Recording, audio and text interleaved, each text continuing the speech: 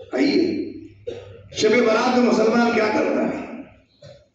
سارا کچھ جو ہے وہ اس بات پر ہے کہ شب برات کی جو 15 شعبان کی رات ہے اس میں بخشش ہوتی ہے، جہنم سے نجات ہوتی ہے، اللہ تعالیٰ یہ کرتا ہے، یہ کرتا ہے، یہ کرتا ہے، بنو کلب کی بکریوں کے جتنے بال ہیں اتنے لوگوں کی مغفرت ہوتی ہے۔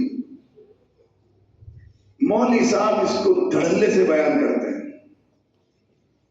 یعنی ایسی حدیثیں نہ جس کا سر نہ پیر، ایسی محمد رسول اللہ کے نام سے بیان کرتے ہیں جبکہ وہ بات محمد رسول اللہ نے کبھی نہیں کی۔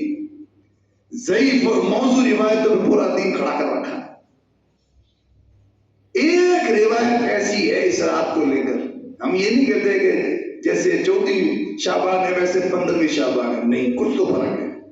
ایک روایت ملتی ہے صحیح کہ جس میں اللہ کے نے فرمایا یطلع اللہ تبارک و تعالی، اللہ تعالیٰ نظر رحمت کرتا ہے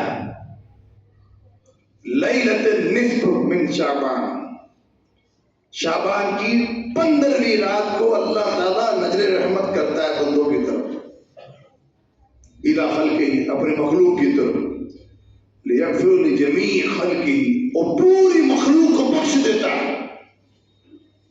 15ویں شعبان کو اللہ تعالیٰ پوری مخلوق کو بخش دیتا ہے، الا لمشرک او مشاہد، سوائے شرک کرنے والے کے اور اس کے جس کے دل میں کینہ، کپٹ، بغض، حسد، اس طرح کے غلیظ چیزیں پڑی ہوتی ہیں، کینہ پرور، یہ کیا ہوتا ہے وہ آگے بتائیں گے آپ۔ یہ ایک صحیح حدیث ہے اس رات کی، اس میں بھی یہ نام تو نہیں ہے کہ شب برات۔ اللہ کیا کرتا ہے؟ پوری مخلوق کو اپنی رحمت سے بخش دیتا ہے 15 شعبان کو،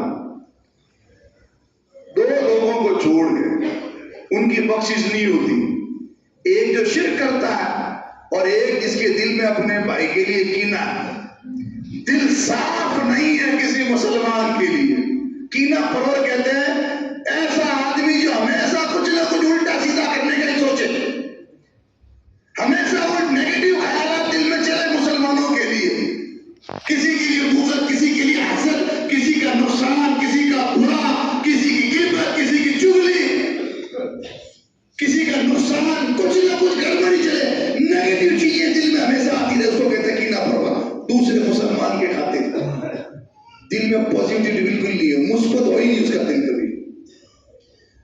اب زیادہ سے زیادہ اس حدیث پر اگر عمل کرے تو کیا کرنا ہے؟ بخشش کروانی ہے تو شرک چھوڑو۔